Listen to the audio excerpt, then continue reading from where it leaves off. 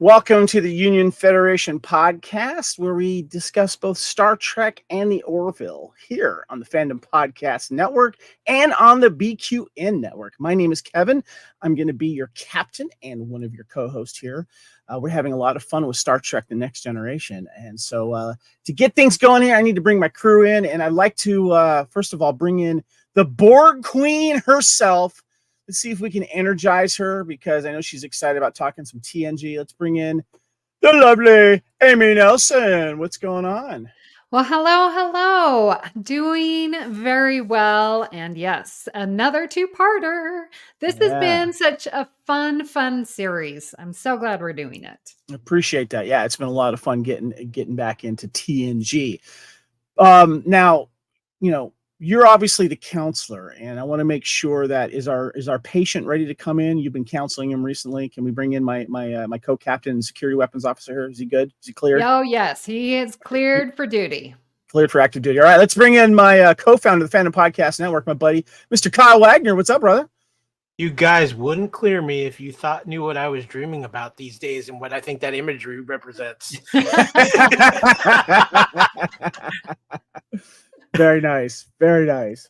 Guys, we are talking Star Trek: The Next Generation, and there's reasons. We are celebrating every two-part episode of Star Trek: Next Generation. There's 8 of them. And as of this episode right now, we are discussing Birthright Part 1 and 2. This is episode 195 of Union Federation.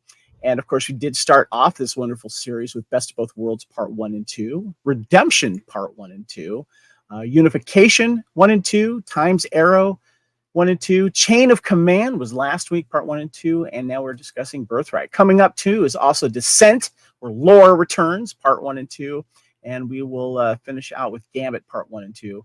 But we will have one last episode. We're going to discuss all the two-part episodes and kind of talk about our ratings and have a little discussion about our other favorite Star Trek non-TNG two-part episodes as well. So we got a lot to cover. This is the Union Federation, and I wanted to remind people why we're doing this. First of all, this is our mission statement here, guys. We love Star Trek: The Next Generation, and I was reminded that as of 2024, that this podcast is being recorded, it's been 30 years since new Star Trek: The Next Generation TV episodes have left us for the last time. So we felt that we had to revisit these two-part episodes. It's a fun way to celebrate our TNG fandom, and just to remind everyone about how important these two-part episodes were. And I've got a list here of all of them that we have up there. And what I find interesting too is in 1992, it was an interesting year combined with 93, where we had Time's Arrow, Chain of Command, and then Birthright, which we'll be getting here shortly. So we got a lot to get into. First of all, let's get into our first away mission here.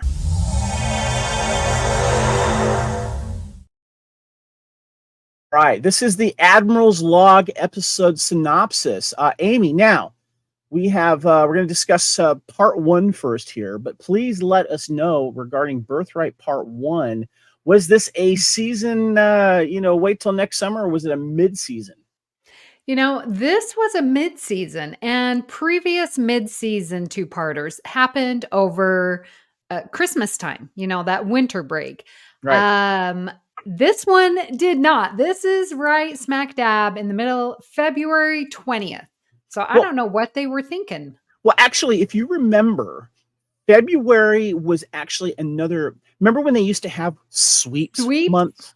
Remember that? Yes. Okay. Sweeps. So the first main sweeps month was always like September, when all the new stuff started or came back, right? And then you had kind of like a mini one around the holidays, right? And then everyone would take a break, and then they would begin again around February, right? Yeah. And so that's when this two-parter kicked in, and then you would always get the season finale sweeps, like, in April, May area. So that's why. Right. There you go. Sweeps. When you said that, I was like, okay, that's where it's going. Yeah. So we have a little trivia here, right? Going into the do. synopsis. And if you guys remember, it starts out with the Enterprise being docked at Deep Space Nine. So we are right there, and it's featured. Yes. Okay. So several actors and sets from that show are used in this Next Generation episode, which I thought was pretty darn cool. So, the Admiral's log.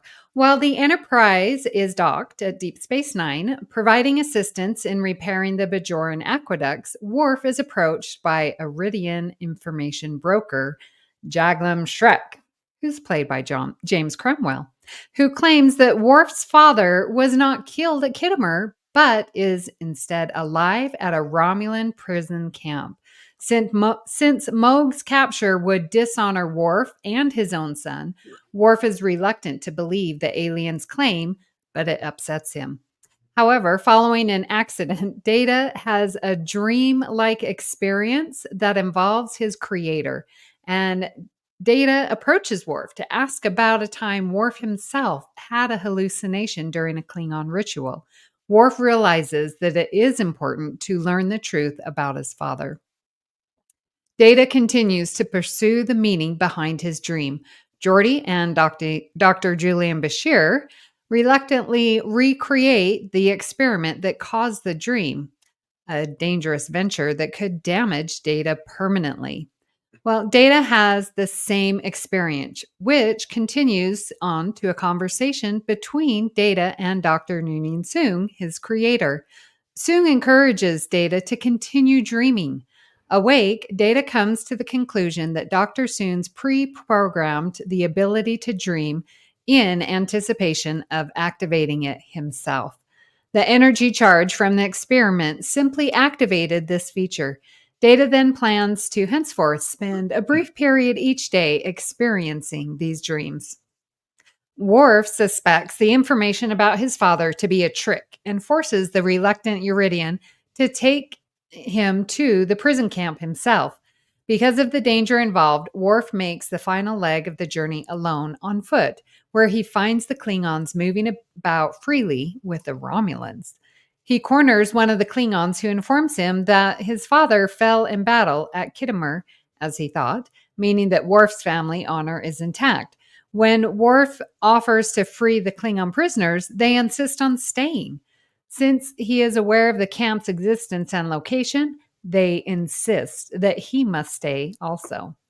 2 armed Romulans show up to prevent Worf from leaving. All right. To be continued. Well done. Thank you very much, Amy. So a lot of stuff happens interesting in this one, and I've got some questions and some points about this. But the first thing I wanted to ask you guys is your first reactions to kind of rewatching this and when you remember when you first watch it. Kyle, let's start with you, sir. So if I'm going to be honest, this was not my favorite of the two-parters in all of the ones we've done. There was a lot of cliche stuff I felt in these episodes, but I give Star Trek credit. I mean, they waited until this late in the game to pull the Do Androids Dream of Electric Sheep card. So I give them some credit here. I think there was some. I almost spit my water out because I laughed at that Blade Runner reference. That was a good one, Kyle. There's some good moments in this episode with Worf and Data both, but the thing that I actually really liked about this episode was actually the interactions between Data and Bashir, and how Bashir is answering all these questions that people don't ask Data. Data talks about it. They always ask about my computing. They always ask about this, and this. And he's asking him about his humanity features. His hair, his tummy. He breathes. He has a pulse. Yeah. I find that so fascinating. And you get a little bit of the DS9 crossover in here. I do wish we could have gotten a little bit more Bashir in this episode than what we did. And I do, on the Worf side, I do like this episode a lot. Of the two, this is one I enjoy more than the second part. So, but I love the exchange between Worf and Data, because I love how Data's question leads Worf to his own introspection of the situation. And I found that fascinating. The stuff on DS9 was cool, but it just, I remember with the episode with a lot of the existential thought process with Data and things they were doing and the inner meaning of things, it got a little out there for me at times. I did love his conversation with Picard about searching for the inspiration, even though we don't get much Picard in this episode. But I mean, it's so there's ups and downs with it. It's like I said though, for me of the two, this is the one I actually remember. I enjoyed more because I thought the character exploration was a lot more evolved in this episode than it was in part two. Good stuff there, Kyle. Well done. Amy, what about you? Your reactions to rewatching it from when you originally seen it? For some reason, this did not hit me well. The storylines between Worf and Data are just so different, and I felt like bringing Data and Worf together on the father issues, it felt so strained. It didn't seem to mesh well. So I felt like this episode was two separate episodes. Like I was just changing the channel. It was that stark for me. That was really jarring. But the points and the chemistry that Brent Spiner and Michael Dorn have, like, and Worf is just going off on his own thing, and Data's like, well, yeah, are you still talking about me? Because, so like the acting and the chemistry that they have all together, like it's still very enjoyable. It's just, for me, the storylines were so disconnect, even though they were trying desperately to make them unite. Yeah, I hear you. I'm. This isn't my favorite of the two-parters. I'm just going to be upfront about that right now, and I have reasons for it. These definitely have its moments, and you guys brought up some great points there. So I'm just going to go ahead and get right into the first discussion point here. So Birthright Part 1 is a crossover episode featuring some of the characters from Star Trek Deep Space Nine, as well as the first time where the DS9 uniform appears on Star Trek The Next Generation. The TNG crew would later wear those uniforms for Star Trek Generations alongside the TNG uniforms, and the first time where Deep Space Nine space station appears outside of Star Trek Deep Space Nine, which would not occur again until Caretaker, the premiere episode of Star Trek Voyager. I just wanted to get your guys' thoughts on getting some Deep Space Nine. And I love the opening scene of Crusher and Picard walking through the little round door and going through the promenade of Deep Space Nine. I was like, I felt like we're kind of home again, because the bridge of the Enterprise is like a second home to me. But I love the promenade and that set of Deep Space Nine, and that we got to interact with Bashir, and he gets a little nosy, which I thought was great. We had some moments with him and Data, and I just want to get you guys' thoughts on this little crossover and just seeing a little Deep Space Nine dip into TNG, or TNG dip into DS9. Kyle, go to you, man. Well, of course, DS9 is just coming out, so they're trying to give it the extra love. I actually would have liked to have seen more interaction between TNG and DS9 in this episode. I would have sacrificed both of these stories to have it be more of, let's see how these characters, let's get some of them interacting. I would love to see Data interact with Quark, or yes, that would have been cool. And I really one of the biggest missed opportunities I think in Star Trek is they did not explore more of the issues between Picard and Sisko. And I've always felt that was kind of something that was a little bit left on the table from the DS9 premiere, and they could have explored that. But I love Data and Bashir together. I think that's a great combination too. Especially, what's so funny though is we're this early on in DS9, we don't realize all the stuff that actually happened to Bashir that makes him a little bit more in common with Data than he initially realizes. But I would have actually enjoyed that a little bit more than what they did with this storyline. But it's always fun to go back to these early episodes when they're trying to promote the new show. Right. And, I for that, it works. Like I said, I could have dealt with more Bashir on this episode, maybe another couple of quick appearances from some DS9 crew. But I think overall it was probably my favorite part of the episode. Amy, what about you? Getting a little DS9 and TNG here. Oh yeah, that was just so fun. And like Geordi sort of criticizing O'Brien with the replicator, but then they also right, I forgot about that. Yeah, but then they also have a choice. Like they're on the promenade, like Geordi's like, oh, this doesn't taste good. Of course, Worf is enjoying it. And then he's like, well, I'm going to go to this store. And it's like, they have options. You don't have options on the Enterprise. Like, you know, you're getting your replicator, but here, like, you're getting the experience of a promenade. I absolutely loved it. And yeah, Crusher and Picard walking through, just really nice. And to your point, Kyle, it is, again, we are returning back to Deep Space Nine, and the first one did not go so well. Like, this was the reason why I didn't watch Deep Space Nine, because of Cisco and Picard, and I didn't feel that was appropriate, and so I didn't watch Deep Space Nine. So this was, again, made for me, of viewers who were not watching Deep Space Nine. All right, let's try a different approach. Let's reel you in this way. And it was from this point on where I was like, yeah, I don't hate Deep Space Nine. Gotcha. So it did its job. I loved it. I thought it was great because I was watching Deep Space Nine. I definitely, and you know, at that time, I kind of felt maybe I didn't realize at the time, but I was kind of spoiled that we had both still TNG going on and Deep Space Nine was starting.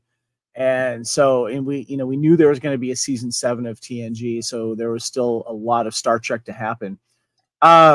I loved having the Deep Space Nine crossover. It was really nice. And a lot of us, I guess this must have been like our first interaction with Bashir. If you think about it, you know, for those that didn't watch Deep Space Nine at all, they're like, well, who's this guy? You know, and, you know, why is he, you know, sneaking around with this stuff? And then we find out why. But I did enjoy the moments with Bashir and Data, and Bashir, as you mentioned, Kyle, asking him the questions about his hair growing and his him having a pulse. And I like the fact that Data had an answer for all that sounded logical, and the reason why it is, you know, in case we were always wondering that same reason. Like, you know, it's like, oh wait, I want my hair longer. Boom, comes out. I don't know, but you know. Yeah. So I always thought that was kind of cool. Okay, so let's talk about the B plot involving Data's dreams. So the B plot involving Data's dreams is only featured in part 1 to fill that episode, with no follow-up in part 2, guys, after it was decided to end in part 1 with Worf's capture. And so I've heard about this, that this was kind of like a filler episode, because when you think about this could have just been a 1 episode thing, with it's just Worf's, you know, finding the Klingons and the Romulans, and, you know, the question about his father. But obviously they wanted to tie in Deep Space Nine a little bit more, and so they needed some space, and so obviously they wanted to have parallels of these gentlemen, these, you know, Enterprise crew members, with the father being the overlaying theme here. I got to be honest with you, the moments I really do enjoy the whole Data thing, but to me it does feel shoehorned in personally. And it just kind of ends at the end of this first parter. And Kyle, what's one of the tropes that I don't like? Well, I know darkness. The other tropes is the and I've brought this up before, Amy, and Star Trek has done this. I'm not a fan of mind F episodes where is it real or is it not? And we get plenty of those, and it is a trope that's used, and this kind of feels like one of those. You know, it's just a reason to get Data, you know, out of his Data thing and another version of his father.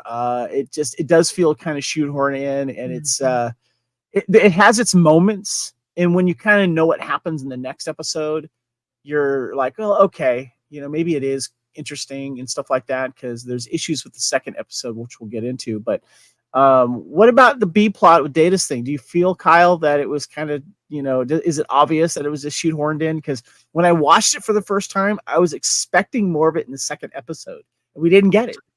So here's my feeling on it, is I think they had this what they thought was a great Worf story that wasn't quite long enough to fill 2 episodes. Plus, they knew they were wanting to give DS9 some promotion. So we've got this space here. We've got a Worf story that we really can't edit down to 1 episode, and we want to promote DS9. Let's come up with something for Data. But what I find interesting about this, even though it does feel shoehorned in, there's not a question. It doesn't really feel like it fits with what else the narrative they're trying to do. What I find so interesting is this little piece of shoehorned story becomes so much more interesting as Data has evolved, and we go back. We look back at it now, knowing the full Data arc, and then seeing this. I think it becomes a little bit more fascinating as a piece of that puzzle that of the journey Data went on through his life, and so I think that's where it becomes more interesting. But at the time, you're like, really, this is what you're giving us, really? Amy, what about you? Yeah, I just want to talk about the importance of getting this Data story, and I agree. You're right. It feels like Birthright is the Worf. Like I said, you've got 2 parts to that and 1 part of Data to make 3 whole parts. But Data's story is really quite beautiful in that we've got Bashir acting as us, the audience. Like, yeah, why do you have a pulse? Oh, well, because, yeah, the fluid's going around. That makes total sense. Yeah. And, so these explanations, we are now learning about Data, his culture. And that's what he's exploring. And Picard points it out like, well, why are you looking at what a bird means, in some alien culture? Look at your culture. And he's like, well, I don't have, well, you are a culture of one. And so that introspective, self-reflective is so important that I love this story. It is wonderful. Yeah, but it's not long enough to do an entire episode. So are we just going to squish it in here and tie it into Father?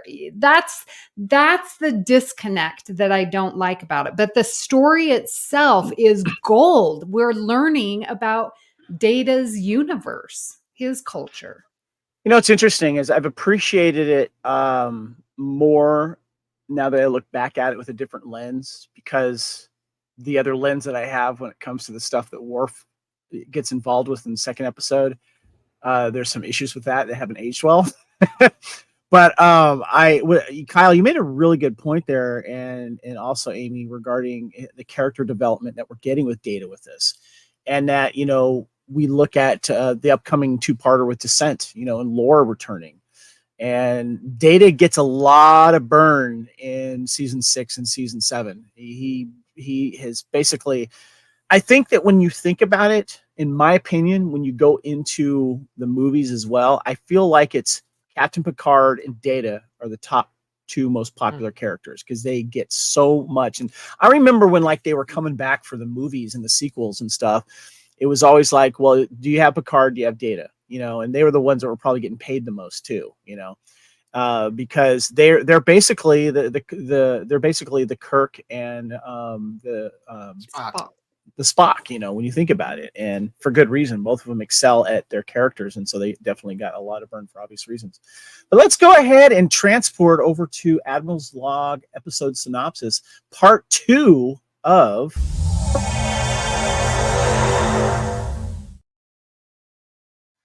All right, what you got for us, Amy? All right. Well, this part 2 episode aired 1 week later, February 27th.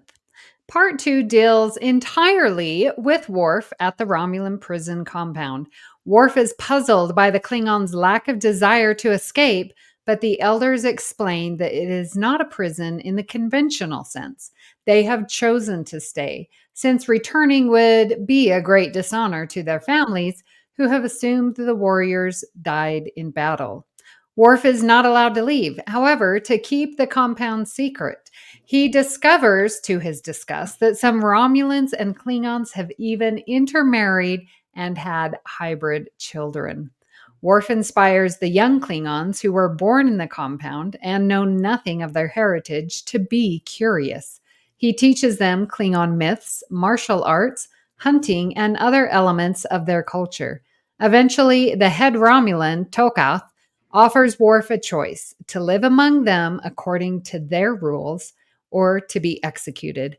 Worf chooses death, which is honorable in its defiance. The next morning, at Worf's execution, the young Klingons he has inspired suddenly decide to stand and die with him. Unwilling to kill them all, Tokath allows Worf and the young Klingons to leave. A Romulan warbird delivers them to the Enterprise, which had been searching for Worf since his disappearance from Deep Space Nine. All right. Good stuff there. All right, let's get your reactions to part 2. Kyle, let's start with you. I'm sorry. Even the Admiral's log on this episode put me to sleep. Hold on. You mean the topic itself, not Amy reading it, right? Not Amy reading it. Thank you. Yes. I'm going to be. Kyle is setting the tone right now. I get you. Okay, all right. Yes. Not your fault, Amy. This is one of the dullest episodes of Next Generation. It's very trope. It's very cliche. And it's just, I think it's poorly written. Worf is there a very short time and yet has this incredible impact on all these Klingon children and Klingon Romulan children that they're willing to just throw away their whole life and make changes and question it that quickly. I have issues with that. And for the Klingons who are there, I understand where they're coming from as far as the whole dishonor thing. But from what they show Worf in the respect when he talks about, oh, well, I give my word as a warrior, and they honor that. If Worf says, I'm not going to tell anybody about this, I give my word as a warrior, they're all going to say, okay, yo, you give your word as a warrior. We trust you.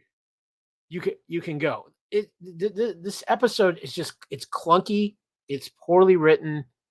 And it's just, it was just, I remember it because it's so bad to me. That's just my personal feeling on it. That is memorable because it's bad, not memorable because it's good. Gotcha. What about you, Amy? What say you? Wow. I did not see that coming, Kyle. I like this episode. I like it because it's showing more than just fighting with the Klingons. Like, we're getting the games and it's like, oh, Worf is really trying to learn what a Klingon is because that's his story, and how is he going to teach us? And it's like, yeah, he's a little bit better of a father here than he is to his own child. We'll just put that aside. I mean, there's definitely issues with it. Yeah, I don't know. What did you think, Kevin? Okay. So I remember when I first saw this originally, and I was fascinated by the concept of this story. I love that we were getting these Romulans and Klingons that were basically kind of cast-offs they have their own society, and they're living somewhat peacefully among them, and they're marrying each other, and they have this little world and such. And that the younger ones are living on the knowledge of what the elders are telling them. They're telling them the outside world is bad. We need to stay here to be happy. And Worf comes in and challenges this, and you can tell Worf is one of the most honorable people of any character ever written in science fiction in general, if you think about it. And that's why we love him. We've learned this from him, from Redemption, part 1 and 2. He's like honor times infinity, Worf is. And that's one of the things, it's one of the most endearing things about his character. So he's conflicted when he comes down to this planet, and he's seeing these Klingons that in his mind might be living in a non-honorable way, or living, he sees Romulans still as these untrustworthy people, and that maybe they're being, subjugated and living under the thumb of this so-called Romulan guy, Tokoth, who is the leader. Yet you have this other Klingon, I'm forgetting his name, played by Richard Hurd. He's probably maybe like the second in charge, is the impression that I'm getting here. But you have people that Worf feels like that are either Klingon or part Klingon. If you're Klingon or part Klingon, you need to know your Klingon heritage. And he deals with this struggle with his own son, and it's one of those things that you can tell it hurts him and it confuses him. And so he doesn't realize what's going on, but the way that he goes about it after rewatching it is where I kind of have some issues with this, and a lot of fans do as well. And I want to bring that into this discussion here. I got some related trivia here. This episode came under criticism from fans because they believe Worf came off as a fascist racist for trying to ruin a place where Klingons and Romulans live in peace. The production staff enjoyed examining Worf's prejudice towards the Romulans, but even they admitted the show didn't quite have the impact that it should have. And if you think about it too, and Kyle, I'll get to you in a second here, but like, I mean, he is kind of forcing his own way. He tries to get Bail to leave right away while not understanding the whole situation, while he was kind of creepily like peeking on her while she was like, doing the bath thing. But if you think about what he even like, ignites a bomb as a diversion, and to try to get an escape going on. And so you could argue that definitely his method of what he was trying to do without knowing the whole story and talking to everyone and doing that, it can come across that way, because he does come in and disrupt their lifestyle, but he obviously makes an impact with the Klingons and maybe some of the Romulans as well. But it's if it wasn't for the Romulan leader wanting to like, okay, you either live here with us in peace or you die, then that kind of like, okay, then it kind of makes him a bad guy, and it unites the younger Klingons. But anyway, I want to kind of get your thoughts on that. Kyle, you wanted to say something? Well, and bring it up, Worf, how Worf goes about himself, and this is one of the reasons why I dislike this episode too. But everybody in this episode is talking out of both sides of their mouth. You have the one Klingon, Worf's there, he's asking about his father, trying to get information, and the Klingon goes, I would hope when my son would come, because Worf gives this heartfelt speech about it, how it's, well, if my son comes, I'd hope he'd kill me. But then they're like, oh, well, we got to stand up for Worf later. And then you have the Romulan leader who's like, oh, yes, I brought this peace and harmony, and they wouldn't be alive without me, and I'm the heart of gold Romulan. And then yet, oh, I'm killing you because I can't let you. He did come across as kind of like, I'm the leader of this kind of cult. Yeah. At times, so, yeah. But even Worf, if you really want to boil it down, at least through my eyes, Worf is basically breaking the Prime Directive here in an aspect of he's interfering with this new society's culture completely. When they're what do the Starfleet officers tend to do? Don't change, don't interfere, and yet he comes in here, I'm teaching everybody the Klingon way of life, and they're going to like it, and that's the way it's going to be. You're all wrong. Mm-hmm. And then you see his reaction with finding out the one is half Romulan, half Klingon, which is surprised. He's surprised by that. But you know what? You look at that, you're talking about a race that all he knows is that they were his bitter enemies. So, and he is still Klingon. So I think it's a natural reaction. I don't necessarily think it's necessarily a racist reaction. He sees it more of, how can, as a Klingon, how can you breed with our blood enemies at the time? Yeah. So I think people are a little off base with that, but I can understand why they're reacting that way. But it's just, this whole episode just feels like it's talking out of both sides of its mouth. I'm right.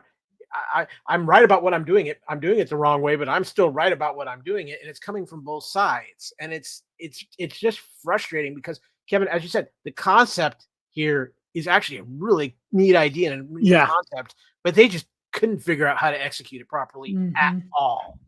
Great point. That's exactly how I feel. Amy, what do you think? Yeah, I'm just shocked that I didn't even realize all of this was going on. And you're right, Kyle. It is double talk. Like the Klingon fathers, like, look at us, we're living in peace. And, oh, I hope my son, is going to die with honor. No, you don't get to have it both ways. If you're living with Romulans, then you are having peace. And, so very interesting. I do just want to say, go back to the pictures with the female, the one that Worf has a love interest with. Yes. Yes. She's played by Jennifer Gotti, and I had the opportunity to interview her for. Oh, cool. Yeah. So, and did you interview her about this episode, or was she in other stuff too? Yeah, no, just this one because it was a TNG podcast. And one very funny thing, which now I can never watch this episode, and I'm going to ruin it for you all, anyways. With the prosthetics of the nose, she says when they went in to kiss, the nose would squeak like a little mouse toy. That's And hilarious. go, she's like, That's good. so whenever we would go in, and they'd be cut and they'd have to, I Squeak. remember. That's so funny. It's like Yes. clown noses, Can Yes, I throw in one more point too? Yeah. Amy Yes. keeps bringing up the point of the piece that they found. Is it really peace when it's basically a piece that's almost been forced upon you? Yeah, it's like a conquering leader that says, Right. "Okay, we have peace now," but it's because you're conquered. That's Yeah. another way to look at it. But and you kind of wonder. I still kind of wonder though if is it Richard Hurd, like the other elder Klingon that knew what happened with Worf's father and stuff. I kind of wonder how much power and influence he actually has. Mhm. But obviously, it didn't get to a bloody situation. Maybe it started off in a situation where, but the Tokoth Romulan guy, he still bugs me a little bit. Like he's still even though he's married a Klingon, and he has a family that's interracial here. You still can't shake that arrogance that Romulans have that he was just doing with like every syllable of word that he has. It's like Mhm. there's just something about, which I thought was perfect for the actor to do, because it makes you just kind of like, yeah, you're saying the words, but are you meaning them? That type of thing a little bit there. So yeah. Mm. Any other thoughts on this episode 2, guys, before we get into the main article? Oh, next one. All right, let's do this. Okay. So, yeah, there's a reason why we're doing this podcast, guys, here on the Union Federation. Found a great article on Screen Rant by author Dalton Norman. He published this in April of 2022, where he ranked all the 2-part episodes.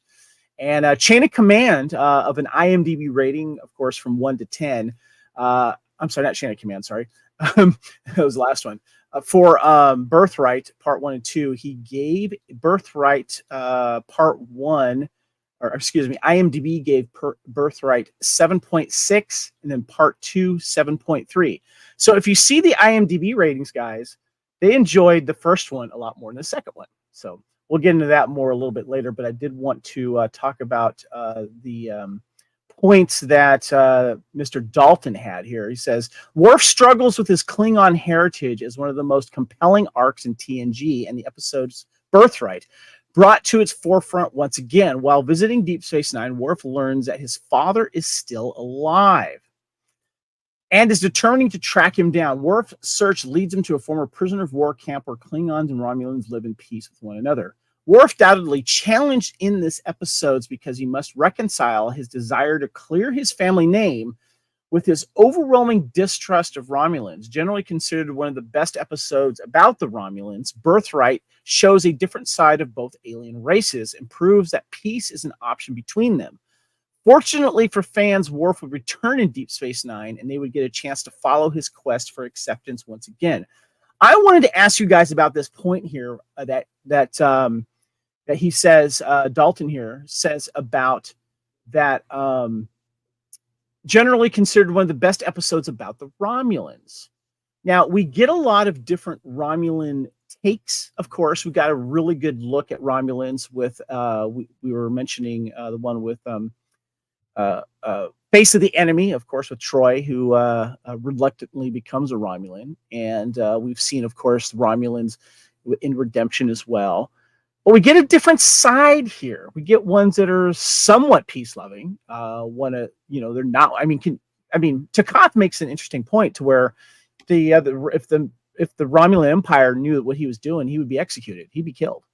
Mm-hmm. So there's that side of it. What are your guys' take on the other side of Romulans that we're seeing here, Amy? Yeah, I would not say it's one of the best episodes about Romulans. That's interesting. The article said that. So I disagree with it there. But let's see. So yeah, we saw them. I just think it's sort of, you have mercy.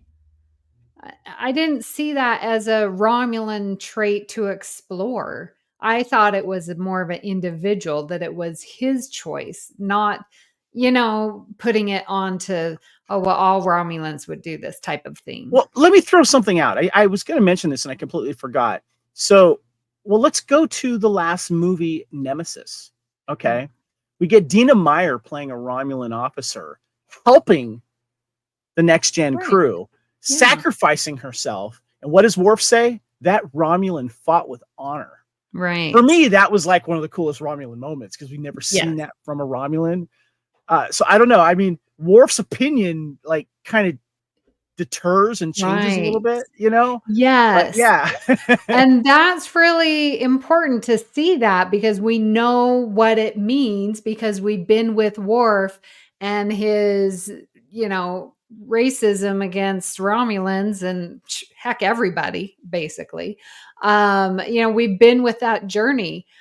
We get to see O'Brien with the Cardassians, and change his mind. That was only one episode. With Worf, we're getting from season 1, his thoughts about Romulans. Don't like them. So for Worf to say that in Nemesis, I think you're right. That meant something. Yeah, I don't remember a lot of poignant moment with Romulans in Deep Space Nine. They did make appearances, but the big baddie, of course, was the Cardassians and stuff like that. Kyle, what about you? Article says this is one of the better episodes about showing another, Romulans in general, but I think it was just kind of a culture that we didn't see from Romulans. But what do you think? I think I agree with Amy. It's more about that particular individual and the choice he made. You look at this episode, there's not exactly a lot of Romulans at this camp that you see. So, that brings up a question. It's just how many Romulan prisoners were there? Because there's a lot more Klingons than there are Romulans. I see here. And you notice it's the Romulans that seem to have like most of the phasers. Yeah. So I don't really see this as an insight to Romulan culture, because again, when he talks about, well, if I don't stay, they all get killed. Well, yeah, it's wartime. These are the kind of things, good, bad, and otherwise, that happen in wartime. Crimes of humanity, crimes against life, basically. And so I don't think this is reflective on the Romulan so much. And then you bring up Nemesis too. That's the evolution of the Worf character, seeing beyond what a person is and seeing them by their actions. Yeah, that's where Worf evolved. Is he sees people for their actions now instead of, oh, that's just another Romulan. He's seeing the actions there, and that's the character of Worf continuing to evolve. And again, with this episode too, this is kind of a pun, but it's a culture clash. It's the Klingon Worf bringing that old school Klingon culture to this new culture that's developed. So I'm doing the Leonardo DiCaprio meme where like, oh, he said it. where it's this new culture, which was kind of created by a situation. It wasn't necessarily we're all coming together and singing Kumbaya. It was created by the situation they were in. That's a good point. So yeah, maybe it was a little bit. It was kind of forced and maybe naturally involved. But even from what you get from this episode, there's still dissent there, and there's still differences of opinion between people who are supposed to have come together, found peace, and living in this culture. But yet, hey, you get a little bit of our old culture in there, and guess what? The conflict's is back again in some form or another. Amy, you look like you wanted to say something. Did you want to return? Oh, well, I just sort of wanted to pick on Worf a little bit more. Oh, please do. I mean, for him to not overcome the fact that Baal and he obviously had feelings towards her, and just to be repulsed really was a bad look for him. And he is used to multicultural children, his own son, because Kalar is half. So he knows that there's multicultural in Klingons. So he wasn't just, oh, I didn't know that could happen? No, he knew. He was repulsed, and it's just not a good look. That's a good point. One of the things I did want to mention before I forgot, I thought the sets in the second episode were actually really good. I love the Klingon Romulan compound they had here. I thought it was done pretty well. But I wanted to get into another related topic here, guys. And this is going to kind of slide into the deleted scenes, because this is sort of a deleted scene when you think about it. So I'm just going to bring this to the table here. So I'm going to bring this picture up here, first of all. Do I have it? I don't know if I have it. Did I not put it in the slides? Hold on. All right, I'll worry about that later. I did want to mention that you know how there are crew members that make thing. Well, I forgot to put it in the slides here, so I apologize. But we did have an appearance by another crew member here. During Data's second vision, after he turns into a bird and flies past Noonien Soon, makeup artist June Westmore can briefly seen sitting in the side corridor behind Dr. Soon. Her accidental appearance was digitally removed in the remastered Blu-ray edition. This is the 5th time in TNG where a production staff member was accidentally filmed. The first, of course, was in Naked Now in 87, Angel 1 in 88, and we already saw Unification 2, 91, and Time's Arrow, and we're going to see it again in Journey's End. Oh, good, we do have it here. Thank you, Kyle, for bringing that up. Appreciate it. I did have it. So, yeah, I'll go forward a little bit here. This is the only thing I was able to bring up. So okay. If you can, I don't know if you can go to the next scene or not. I would appreciate that. But this, I had to go to the old trusty DVD to screenshot. I took this picture here because it is not in the Blu-ray special edition here, or the Blu-ray season actually. So I thought that was interesting. But yeah, it's so weird because you kind of creepily see her sitting down like on the ground, and she thinks she's out of a camera shot when the camera's doing the crow kind of scene there, which I thought was kind of interesting. But yeah, not in the Blu-ray. So yeah, you can only see that in DVDs. And it's funny, once you see it in the DVDs, yeah, there you go, Kyle. Show that right there. There she is. She's just sitting there, hanging by the shuttle door or whatever it is. And it's so blurry, it kind of looks like a corpse. Thanks for bringing up that, Kyle. I appreciate that. Well done. So anyway, I consider that a deleted scene. Yes. But speaking of deleted scene, guys, in the actual Blu-ray special features of Birthright Part 2, there was a lot of deleted scenes here. I'm just going to kind of show you the pictures here, and then I'm going to focus in on one. But there's some moments between in Part 2 of the Bridge Crew that we didn't get, because most of this is down on the planet. But there's some conversations between Beverly and Picard. There's a lot of these scenes are extended scenes from scenes that we've seen, and I got to give a credit to the Blu-ray production people that what they do is they show you the beginning of, before it becomes the deleted scene, the normal scene that you do see, and then the deleted scene is kind of a grade version of what you didn't get, and then you get to see the next scene that you actually is in the episode. So it paints a picture of where it goes. And there's a lot of extended conversation scenes here as I'm showing the pictures here. But the one that I wanted to highlight was this one right here, because this is the most important one that I thought personally. And this is where, of course, due to time constraints, several scenes had to be cut. But there was a scene with Garal where she defends to Worf her decision to marry a Romulan. And Worf kind of comes across as a little bit of a D until she puts her foot down and says, this is why I did it, And I thought that was an interesting moment for Worf to kind of hear from someone of not the Romulan perspective of why I married outside of my race. So just want to give a shout out to these. But there was like 8 deleted scenes in this second part episode that did not get in there. So yes, in the Blu-ray season, obviously. But if you want to see the makeup artist slouching like a corpse, you got to go to the DVDs. Kyle, thank you for bringing up those images, by the way. I appreciate that. Thank you. Guys, let's get into some Star Trek trivia. We'll have some fun with this.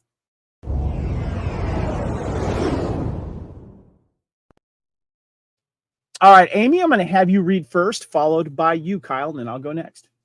All right. Well, Terry Farrell was supposed to appear as Jadzia Dax, but was busy filming the wonderful episode Move Along Home. So Alexander Siddig was asked to appear as Dr. Julian Bashir. I just want to comment real quick. I think it works out better with Bashir and Data, but how cool would it have been to had a early Dax Worf moment? Oh yeah. Oh yeah. That's right. Yeah. Oh, funny. Yeah. I didn't even think about that, Kyle. Well, yeah, good call on that. So when the story eventually became a two-parter, it was decided to add a subplot to bump up the running time. The staff thought about Data having a religious experience, but it seemed too similar to Picard in Tapestry, 1993 episode. So it instead became about Data dreaming. Right. This is the Enterprise third on-screen visit to Deep Space Nine. The first and the second were featured in the DS9 plot Emissary 1993. Amy? According to Renee Echeverria, his favorite part of the episode was the scene between Worf and Data in 10 Forward, because it was a lovely moment where the two stories converged and gave a dramatic thrust that propelled both of them forward. That was a good scene. Kyle?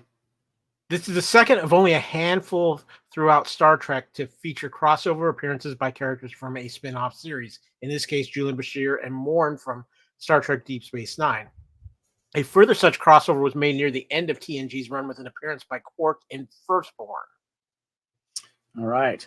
The first time that Dr. Noonien Soong is played by a fully recognizable Brent Spiner. In Brothers 1990, he was somewhat unrecognizable under the makeup. I just want to go on record and say I wish Noonien Soong had better, just better clothes style, I guess. Oh. The version that we got of him in Enterprise, I thought looked awesome, but I've never been a fan of his look throughout the TNG. I'm just gonna say he's Geppetto. Yes, pretty much. All right, Amy, go ahead and start us off with part 2 trivia of Birthright. All right. Although James Cromwell appears in the episode, he has no lines. This was in part due to Cromwell breaking his leg in the period between filming the two parts of the episode, which entailed cutting most of his lines. A sympathetic scene in which Shrek confesses he was once a prison inmate himself was lost, as was the scene in which he would have been assassinated by one of the Klingons' grown sons who was determined not to hear the truth about his father. Whoa. So does that mean Jaglom Shrek lives? Yes. Kyle, next. Richard Hurd, who plays LaCour, went on to play Admiral Owen Paris, Tom Paris's father, in 4 episodes of Star Trek Voyager. I remember that. I love that. That was good. I love Richard Hurd. I think he's a great character actor. Rest in peace. So wait on. This Klingon was LaCour. Yes. Yeah. That is Discovery, which would put them about the same time, right?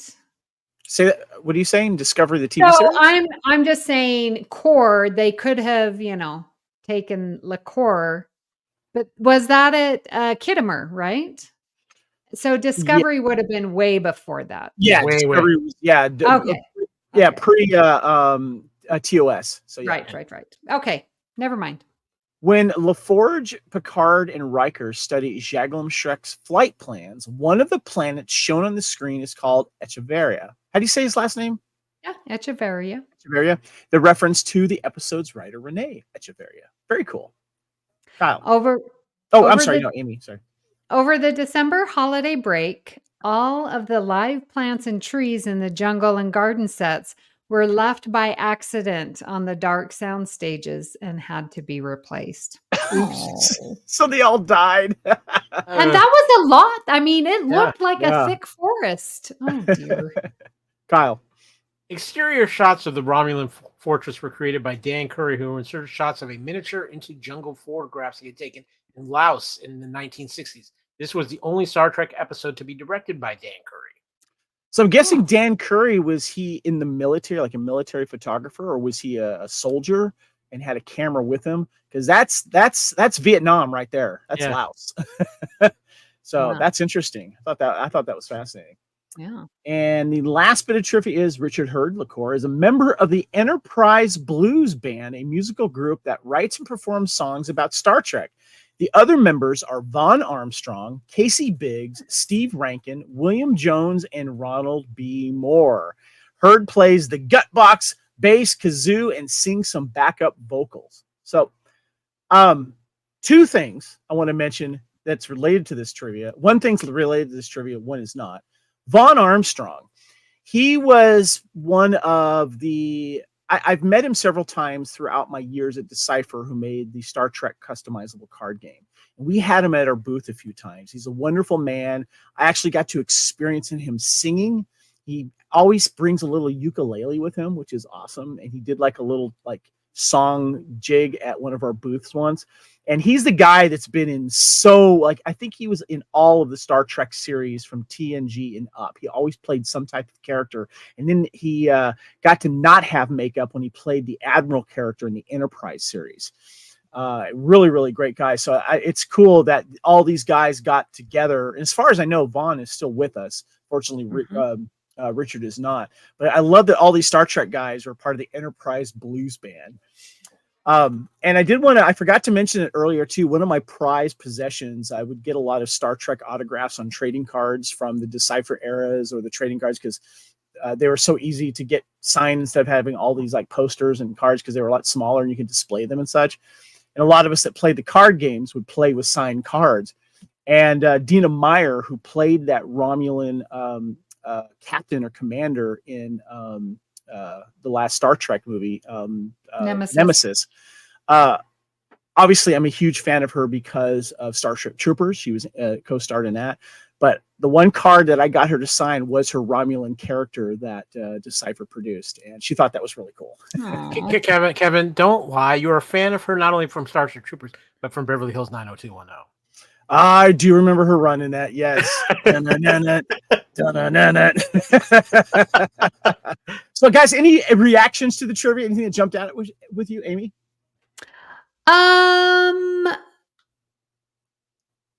Yeah, no. So I like the Renee Echeverria. Yeah. I love when they show that, they name Yeah, planets. those little inserts where, those are deep cuts. That's pretty awesome. Just in the fact that probably in one season, Lower Deck broke the record for Star Trek crossovers. Yeah. Yes, this is true. Yeah. All right, guys, this is the Union Federation. We are discussing Birthright Part 1 and 2, one of the 8 two-parters for Star Trek The Next Generation. Let's go ahead and get into the Last Away mission.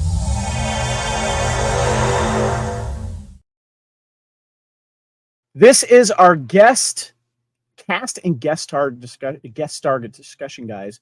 And I have highlights and pictures of some of the characters of this one. I just want to kind of get your thoughts. I thought there were some really good character roles in these two-parters, whether or not you were a fan of this two-parter.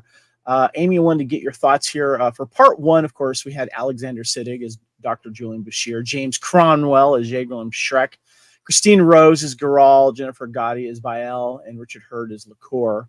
And then in part 2, we had more of the same there. We had Sterling Macer as Talk. And then, of course, as T'Koth, the Romulan officer there, we had Alan Scarf. And we had Richard Hurd return as well. Thoughts on the guest stars in this episode, Amy? Yeah, I thought they were all just really, really good. Like I said, I interviewed Jennifer Gotti, and so to hear her recount her experiences, very endearing. And I think she's believable. I think she and Dorn have good chemistry. I always loved James Cromwell, and even with all of his makeup, I was watching with my roommate who had not seen the episode. And so when the Shrek guy, the Yridian, came in, I'm like, okay, guess who that is? And he's like, oh, I recognize the voice. So even the voice, it's the voice. It's the voice, He's like, is that from Cochrane? I said, yes, it is. So, I mean, even, through all that makeup, James Cromwell is, portraying this sleazy dude. I mean, it's just awesome how well. And then, of course, seeing Bashir, he was sort of my favorite when I first watched, at the beginning of Deep Space Nine. He was like, oh, he's the cutie one. So it was nice to see him interacting with my TNG characters. Kyle, what about you? Your thoughts on the guest stars? James Cromwell is timeless. I mean, you never go wrong when you have James Cromwell. I found it interesting too that Alexander Siddig did not go by his name in the credits on this one. He was credited as Siddig El Fadil. Also, but to see that young, baby-faced, in a way, naive Bashir, and you see him in this, and then you think about where he was at the end of the DS9. Talk about a character who Star Trek really evolved and changed through that run. And also, just what a credit. He is such a fantastic actor. If you're a Star Trek fan and you have never seen the movie Kingdom of Heaven, he is phenomenal in that movie. And I will tell anybody to watch it. Really, all the guests were very solid in this. I thought Richard Hurd was very good. Jennifer Gotti was great. Again, I feel like if anything, it's just that you had some great guest stars with an average story, and that's the shame of it. Right. Yeah. Okay. I thought the individual roles were pretty good. I thought Bael was great. I love James Cromwell in about anything that he is in. A lot of people know him as the corrupt police officer, of course, in LA Confidential. He was just great in that. But what I love about him is that I feel like he's found a home with Star Trek fans, because obviously he's Zefram Cochrane, from First Contact, and he's so good in that. But I love the fact that he still has these other parts that we look at he's done, and just a wonderful, wonderful actor. And I love. Tell us what other episodes he's in. Oh God, I mentioned that earlier and I forgot, but I think he did like a Voyager episode, if I remember correctly. Oh, well, I'll tell you. Yeah, we got it. Here. Okay. Yeah, so he was also in TNG, Starship Mine. Wait, Starship Down. Yeah, Starship Down. No, that was the DS9 episode. Oh, okay. Yes. Okay. Yeah. And then he was the Prime Minister in The Hunted. I think that was a season 2 or season 3 episode. Yeah. Is that Voyager or Deep Space Nine? The Hunted is TNG, and Starship Down. Okay, it was DS9, right? Yeah. So, I guess. Yeah. I'm trying. I can't remember what series it's from though. But he pops up. You hear the voice, and you're like, yeah, that's our guy. That's our guy. Yeah. Yeah. So, and I loved the Romulan actor. I thought they were great, and I thought as individual character moments, they all had them, and I thought that was good. Even talk, and I love the scene where he's using the formidable Klingon weapon is like a gardening hoe, and Worf's just cringing, like, come on, man. Right. Yes. And then Bael has what do you call the knife, and it's like rusting, he's like, yes. Oh, man, So I thought that was kind of funny, but I thought we had I thought overall, even though the episode wasn't executed as well as, and it hasn't, as it should have been, as we've alluded to, and there's things that haven't aged well about it, the individual performances I thought were pretty good. So yeah, here we are, guys. We're talking Birthright part 1 and 2. But before we wrap this up, I want to get our final thoughts here. And this is where we're going to give our final thoughts on this. And we're going to give it our own rating, IMDb rating. As I mentioned, part 1 gave it a 7.6 out of 10 and a 7.3 for the second episode. But what we're going to do is rate both of these episodes as 1. But I did want to remind you guys that this is actually the lowest rated episode, if I remember correctly. I got to look at Gambit again. I can't remember, but I think out of all of these, this one might be the lowest rated one. I just want to confirm that actually here. So I don't want to tease I don't want to tease you guys yet of what Gambit is, but yeah, that's right. My hunch was correct. These are the lowest rated, but a 7 out of 10, still not bad, but I feel Star Trek fans are a lot more favorable when it comes to rating certain episodes. Although I do I did enjoy your podcast series that you did a while ago, where you took the lowest. What was it? You took the lowest rated episodes. Explain that again, Amy. It was really cool. Yeah, we were discussing the lowest rated for each season. Right. Yeah. Because I stole that idea for our Bloody Kings Highlander podcast, and it Yeah. was a lot of fun. And then we would try to fix them, after we Yes. discuss what the issue was with it. But let's start with you, Amy. Your final thoughts on Birthright 1 and 2, and what ranking would you give it from 1 to 10? All right. So, as I stated at the beginning, this just was not a big hit for me. And part of it may have been coming off of the high that is Chain of Command, where everything was, Shakespearean and tragic and so well done. And then we come to Birthright, and it's like, oh. So I am giving it a higher rating because of the data story, because I really do like that part of it. So I am giving it a 6.8. 6.8. That's not higher than the IMDb. So, but no, but it's higher than what I was going to give it. Yeah, no, I kind of got to feel. I think we're all kind of feeling the same thing there. Kyle, your final thoughts on Birthright, and what do you give it?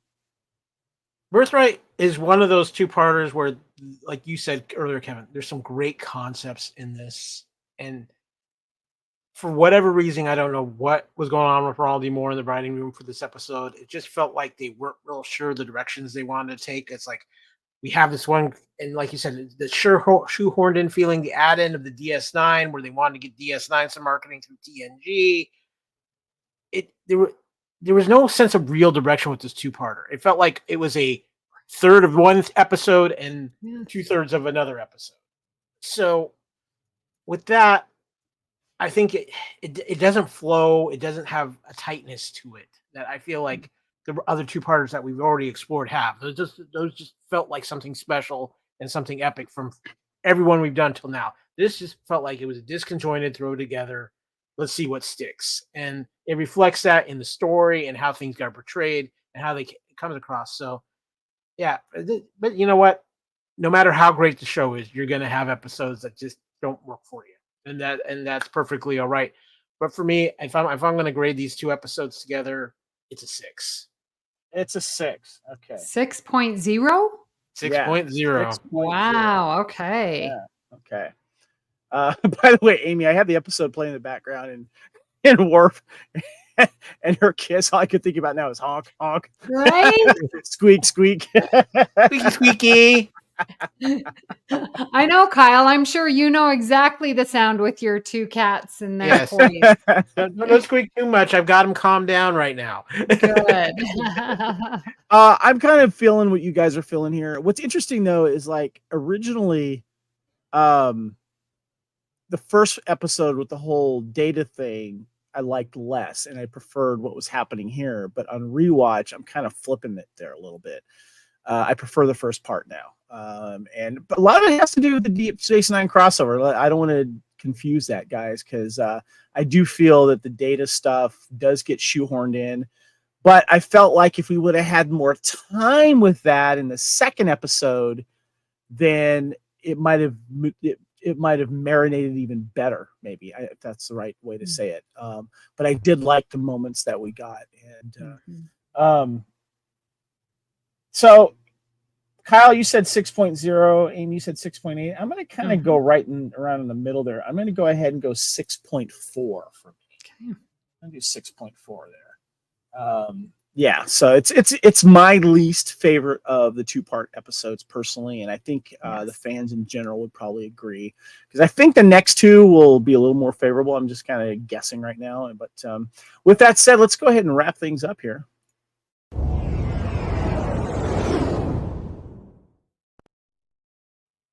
All right, this is the Union Federation podcast, found on the Fandom Podcast Network and BQN. And of course, we are discussing Star Trek The Next Generation, every two-part episode reviewed, which is what we've been doing. Of course, we have coming up next, as we've teased, Descent Part 1 and 2, The Return of Lore, and Hugh. So that'll be fun to get into here.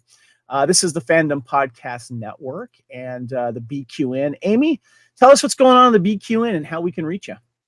Well, you can find me on YouTube hosting our season 2 of the View Screen. That's a wonderful, just like a morning show, like The View, but we're the View Screen because we talk about Star Trek topics. We had the guys on from Star Trek Wines on Sunday.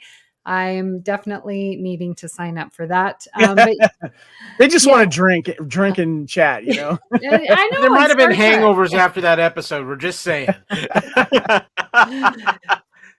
So catch me on YouTube Sunday mornings, 9 a.m. Pacific. So just search the View Screen or BQN. It will pop right up. You can find me in our Facebook group, and I am on Discord, Amy Nelson 522. So you can find me there. Awesome. All right. And Kyle, of course, this is the Fandom Podcast Network. You and I kind of do some stuff on it and shows and stuff. How can we get a hold of you? Well, first of all, Kevin, I'm just going to say, after having to watch these 2 episodes for this podcast, you win. There's 5 lights. Are you saying you need a palate cleanser, Kyle? something along those lines. Of course, you can find me all over the Fandom Podcast Network and our Facebook page. And if you want to find me on social media individually, you can find me on X, aka Twitter, at AKyleW. You can also find me on Discord under AKyleW. You can also find me on Instagram and Threads under AKyleFandom. And you can also find my new secret account, Amy Nelson's Great Hair. My wife may have already taken that handle, so watch out. I've been trying to get it. That explains it. So, oh my gosh, you guys, that's funny. Well, my name is Kevin. You can find me on all of the social medias at Spartan_Phoenix, and that includes X, Instagram, Threads, Discord, and Letterboxd. And of course, you can find me on the Union Federation Fandom Podcast Facebook page, where we discuss both, of course, Star Trek and the Orville. So make sure that you guys find us there as well. You can find Union Federation on X and Instagram. Our master feed for all of our audio podcasts at fpnet.podbean.com. And you can email us at the Union Federation at gmail.com. All right, guys, looking forward to next week. Of course, I want to thank Kyle, my co-captain and security and weapons officer, and Amy, our first officer and counselor. Thank you guys again. That was a lot of fun, even though maybe the episode wasn't that great. Yeah. All right, guys, till next time, we will see you here on the Fandom Podcast Network and the BQN for Union Federation. Till next time, live long and prosper, and we are, without a doubt, the weirdest ship in the fleet. See you next time, guys.